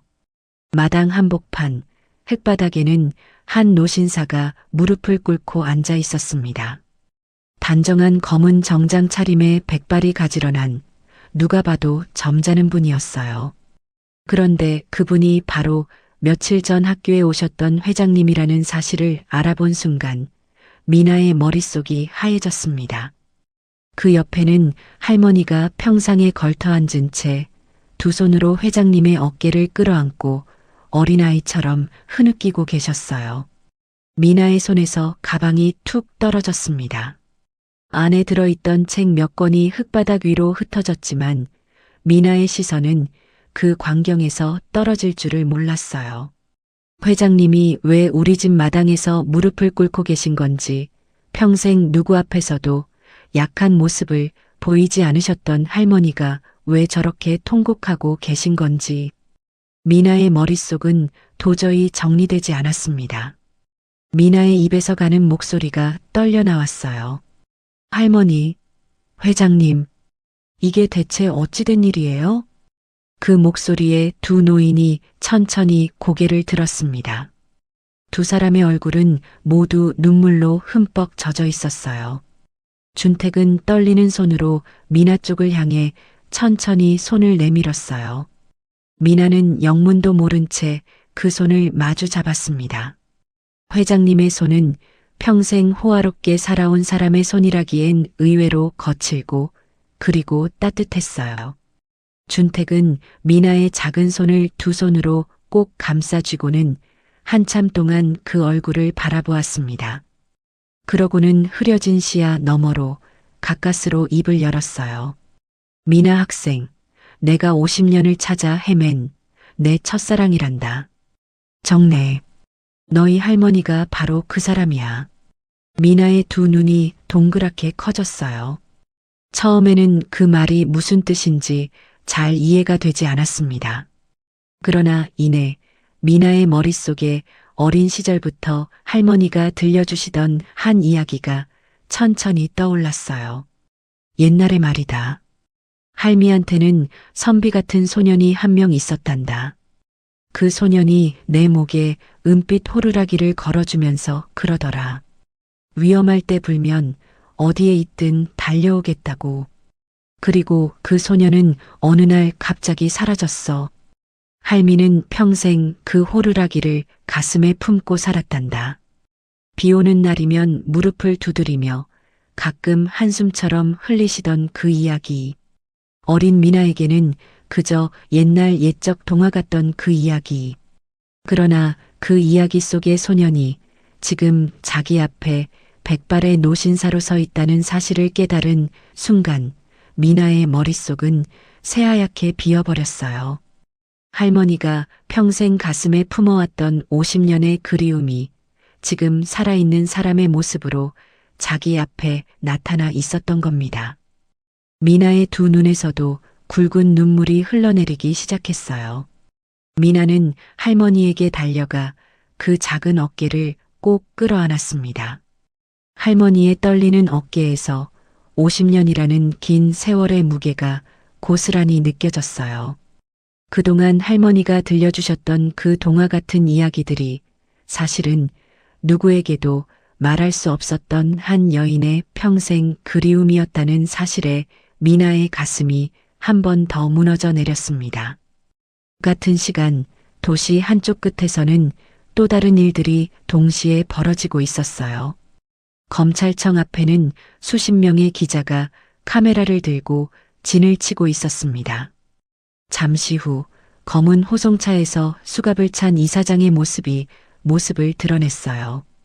카메라 플래시가 사방에서 터지는 가운데 이사장은 고개를 떨군 채 무거운 발걸음을 옮겼습니다. 횡령과 무고죄, 시험지 유출에 의한 업무방해죄까지 여러 혐의가 한꺼번에 적용되어 정식으로 구속 기소되었어요. 같은 날 철민에게도 영구 퇴학 처분이 정식으로 통보되었습니다. 그동안 자행되어 온 성적 조작의 전말이 모두 드러나 사법 처리 절차도 함께 시작되었어요. 평생 누구에게도 굽혀본 적 없던 그 오만한 모습은 어디에도 없었습니다. 그저 어린 한 소년이 자기가 저지른 일의 무게에 짓눌려 어깨를 떨고 있을 뿐이었어요. 다음 날부터 학교는 빠르게 변하기 시작했어요. 준택이 직접 임명한 새로운 임시 이사진이 학교 운영을 맡았습니다. 급식 비리, 입찰 비리, 성적 조작에 가담했던 모든 사람이 정리되었습니다. 그 자리에는 그동안 묵묵히 학생들만 바라보며 일해온 정직한 교사들이 합당한 위치로 올라섰어요. 학교는 비로소 정직한 노력이 정직한 박수를 받는 공간으로 천천히 다시 태어나기 시작했어요. 며칠 뒤 학교 강당에서는 임시조회가 다시 한번 열렸습니다. 단상 위에는 새로 임명된 교장 선생님이 서 있었어요. 그분은 전교생을 향해 또박또박 발표했습니다. 시험지 유출 사건의 진실과 이민아 학생의 결백, 그리고 그동안 보여준 학생의 용기에 대해서요. 강당 한쪽에 서 있던 미나는 그제야 가슴 안쪽에 묵직하게 박혀있던 마지막 응어리가 풀리는 것을 느꼈어요. 조회가 끝난 뒤 한때 미나를 향해 야유를 보냈던 학생들이 한 명씩 다가왔습니다. 고개를 깊이 숙이며 진심 어린 사과를 건넸어요. 미나야, 정말 미안해. 우리가 제대로 알지도 못하면서. 미나는 그저 옅게 웃으며 그 사과들을 받아주었어요. 마음속에는 더 큰 따뜻함이 자리하고 있었기 때문입니다. 한편 그 무렵 미나의 작은 집에는 또 다른 변화가 시작되고 있었어요. 마당의 평상에 나란히 앉은 준택은 정내의 그 부르튼 손을 다시 두 손으로 가만히 맞잡았습니다. 손등에 굳은 핏자국과 갈라진 흔적들을 손가락 끝으로 천천히 어루만졌어요. 그 거친 손등 위로 자기 눈물이 또 한 방울 떨어지자 준택은 떨리는 목소리로 다짐하듯 말했습니다. 정내야, 이제는 좋은 의사 선생님들이 너를 돌볼 거야. 무릎도 고치고 허리도 고치고 너는 그저 편히 쉬기만 해. 알겠지? 정내는 손사래를 치며 말렸지만 준택은 단단한 눈빛으로 고개를 가로저었어요. 50년 동안 자기 없이 그 모진 세월을 견뎌온 사람이었습니다. 이제 단 하루라도 더는 정례를 고생시키고 싶지 않았어요. 평생 누구의 보살핌도 받아본 적 없던 그 거친 손이 이른이 넘어 처음으로 누군가의 따뜻한 손에 감싸지고 있었어요. 그날부터 미나의 낡은 집 앞 골목에는 양복 차림의 수행원들이 조용히 배치되었습니다. 두 사람의 안전을 지키기 위함이었어요. 가난했던 골목에 천천히 온기가 돌기 시작했습니다. 그날 밤 미나는 마루 끝에 앉아 밤하늘을 한참이나 올려다봤어요. 별이 유난히 밝게 빛나는 밤이었습니다. 가슴 깊은 곳에서 따뜻한 무언가가 천천히 차올랐어요. 할머니의 진심이 담긴 그 호루라기 소리가 정말로 할아버지를 불러왔구나. 50년을 한결같이 그리워한 한 사람의 마음이 손녀의 작은 호루라기 소리를 타고 마침내 닿았던 거예요. 미나의 눈에서 따뜻한 눈물 한 방울이 또르르 흘러내렸습니다. 별빛이 그 눈물 위에서 작게 반짝였어요. 50년 만의 재회 이후 세 사람의 인생은 천천히 그러나 깊이 변하기 시작했어요. 준택은 미나를 단순한 자기 목숨의 은인으로만 대하지 않았습니다. 마치 평생 가슴에 묻어두었던 친손녀를 처음 만난 듯 모든 정성을 쏟았어요. 학용품 하나, 옷 한 벌, 신발 한 켤레까지 직접 챙겼습니다. 한참을 그러다가 어색하다는 듯 머리를 극적이면 정례가 곁에서 가만히 미소 지었어요. 가장 먼저 바뀐 것은 살림집이었습니다. 준택의 저택 한쪽, 햇살이 가장 잘 드는 정원 옆에 작고 아담한 별채가 새로 지어졌어요. 너무 크지도 너무 화려하지도 않은, 정례가 어색해하지 않을 만한 그런 따뜻한 한옥풍 별채였습니다. 마당에는 작은 텃밭이 마련되었고 정례가 좋아하던 봉숭아와 곽꽃이 줄지어 심어졌어요.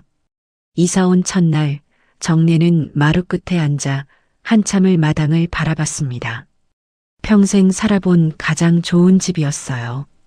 평생 자기 이름으로 지어진 건 단 한 평도 없었던 그녀에게 햇살이 따뜻하게 내려앉는 그 마루는 꿈만 같았습니다. 준태가, 내가 이런 집에 살아도 되는 거니? 정례의 목소리가 흐릿하게 떨렸어요. 준택은 정례의 옆에 가만히 앉았습니다. 정례야, 진작 이래야 했어. 너무 늦어 미안하다. 정례가 건강을 회복하기까지는 시간이 필요했어요. 평생 시장 바닥에 쪼그려 앉아 일했던 무릎이었습니다. 준택은 국내 최고의 의사들에게 정례의 치료를 맡겼어요. 몇 달간의 정성스러운 치료 끝에 정례는 지팡이 없이도 마당을 천천히 거닐 수 있게 되었습니다. 건강이 돌아온 뒤 정례가 가장 먼저 한 일은 부엌에 들어선 것이었어요. 준택을 위해 직접 밥상을 차리고 싶었던 거죠. 시장에서 사온각 캔 봄나물 한 줌, 된장찌개 한 뚝배기, 김치 한 접시. 그것이 전부인 소박한 밥상이었습니다. 그러나 정례는 그 밥상을 정성스럽게 차리고 또 차렸어요. 마치 50년 전 산사나무 아래에서 준택에게 주려고 모았던 그 마음 그대로요. 준택은 그 밥상 앞에 앉았습니다. 김이 모락모락 피어오르는 된장찌개를 한 숟갈 떠서 입에 넣었어요. 그 순간 준택의 눈에 다시 한번 눈물이 차올랐습니다. 평생 호텔의 호화로운 만찬을 받아왔지만 이 단출한 밥상만큼 가슴 깊이 들어온 적은 단 한 번도 없었어요. 정례야, 내가 가진 수조원의 재산보다 내가 차려준 이 밥상 한 끼가 더 귀하다. 준택의 목소리가 떨렸어요. 정례는 가만히 웃으며 손녀 미나의 머리를 쓰다듬었습니다. 그렇게 세 사람의 평범한 저녁이 시작되었어요. 평범하지만 50년을 기다려 마침내 찾아온 평범이었습니다. 그러는 사이 미나는 누구보다 단단하게 자기 길을 걸어나갔어요. 든든한 후원자가 생겼다고 해서 마음이 풀어진 것은 단 한 번도 없었습니다. 오히려 미나는 더 단단해졌어요. 학교에서 일어난 그 모든 부당함을 직접 겪었기에 미나의 가슴 안쪽에는 분명한 꿈이 자리 잡았던 거죠. 억울한 사람들 편에 서는 사람이 되겠다. 가장 낮은 곳의 목소리를 듣는 판사가 되겠다. 미나는 매일 새벽까지 책상 앞에 앉았습니다. 그 자세는 편의점에서 야간 알바를 할 때와 다르지 않았어요. 그러던 어느 봄날, 미나는 명문대 법학과 수석 합격이라는 결과를 받아들었습니다. 합격 통지서를 받아든 그날, 정내는 두 손을 모으고 한참을 울었어요. 준택은 그런 정내의 어깨를 가만히 감싸 안았습니다. 준택은 미나가 법대에 입학한 뒤로 주말이 되면 두 사람을 데리고 전국 곳곳을 다녔어요. 주말마다 정내와 미나를 차에 태우고 전국의 명소를 함께 다니는 일이었어요. 50년 전 가난 때문에 정내에게 해주지 못했던 평범한 행복들을 이제는 하나씩 천천히 채워나가고 싶었던 거예요. 봄에는 남쪽 섬마을의 동백꽃길을 함께 걸었고 여름에는 강원도의 푸른 바다에서 발을 담갔습니다. 가을에는 단풍이 곱게 든 산사마당에 앉아 따뜻한 차를 나눠 마셨고 겨울에는 첫눈이 내린 한옥마을에서 두 노인이 손을 잡고 천천히 걷기도 했어요. 그 모든 풍경을 카메라에 담아주던 사람은 늘 미나였습니다.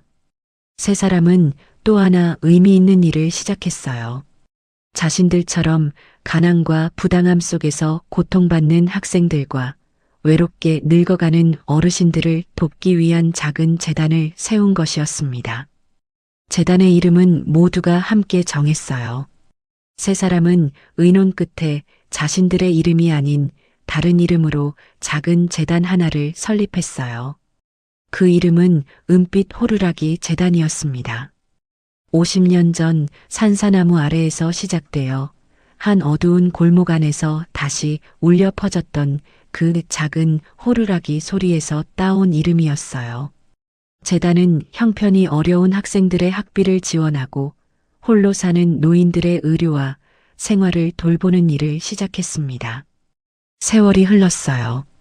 미나는 법대를 마치고 사법시험을 거쳐 마침내 법복을 입게 되었습니다. 임관식이 있던 날 미나는 새 법복을 입고 거울 앞에 섰어요. 검은 법복 안쪽 가슴팍에 미나는 할머니가 평생 간직해온 그 낡은 은빛 호루라기를 살며시 품었습니다. 고개를 돌려보니 정내가 떨리는 손으로 그 모습을 바라보고 있었어요. 우리 미나가 판사가 되었네. 정내의 두 눈에서 굵은 눈물이 흘러내렸습니다. 미나는 두 손으로 할머니의 손을 가만히 잡았어요. 할머니, 다 할머니 덕분이에요. 임관선서가 있던 날, 미나는 또박또박 한 글자 한 글자에 힘을 주어 약속했습니다. 가장 낮은 곳의 목소리에 귀 기울이는 판사가 되겠다고, 억울한 사람의 손을 가장 먼저 잡는 판사가 되겠다고요. 방청석에서는 백발의 준택과 정내가 서로의 손을 꼭 맞잡고 그 모습을 지켜봤어요. 두 노인의 어깨가 자랑스러움과 감격으로 함께 흔들렸습니다. 그 뒤로 세월이 더 흘렀어요. 판사 이민아는 법정에서 한 사람 한 사람의 이야기에 귀 기울이는 따뜻한 법관으로 자리 잡았습니다. 미나가 내리는 판결문 한 장 한 장에는 자기처럼 누명 쓰고 무너졌던 한 소녀의 마음이 담겨 있었어요.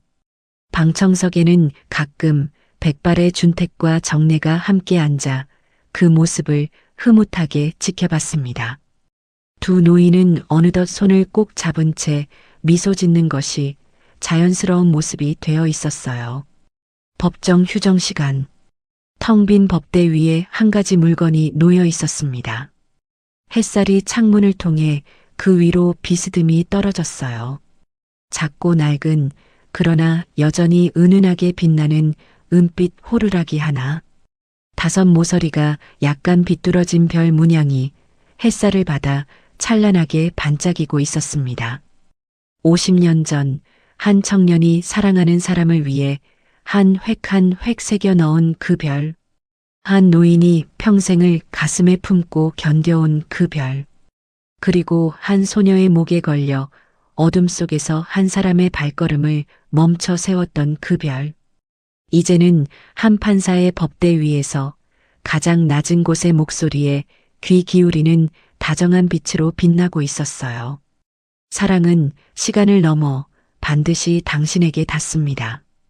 비록 50년이 걸리더라도, 비록 모든 것을 잊은 채 살아가더라도, 진심으로 누군가를 그리워하는 마음 한 점은 결코 사라지지 않고 어딘가에서 반드시 살아있다가 마침내 그 사람의 손을 잡게 되는 거죠. 은빛 호루라기 위로 따뜻한 봄 햇살이 길게 내려앉고 있었습니다. 여러분, 긴 이야기 끝까지 함께 해주셔서 정말 고맙습니다. 50년 전 산사나무 아래의 약속이 손녀의 작은 호루라기 소리를 타고 마침내 이어졌어요. 정래 할머니의 한결같은 마음이 결국 기적을 만들어낸 것이 아닐까요? 우리 미나의 단단한 용기와 준택 회장님의 늦지 않은 진심까지 세 사람 모두에게 따뜻한 박수를 보내주셨으면 좋겠습니다. 세상이 아무리 차가워도 진심한 점은 결코 사라지지 않습니다. 옳은 일 앞에서 한 발 내딛는 작은 용기가 누군가의 평생을 바꾸기도 하는 법이지요. 오늘 이야기가 가슴에 와닿으셨다면 세 분의 앞날을 응원하는 댓글 한 줄 부탁드릴게요. 여러분의 따뜻한 한마디가 큰 힘이 됩니다. 감사합니다.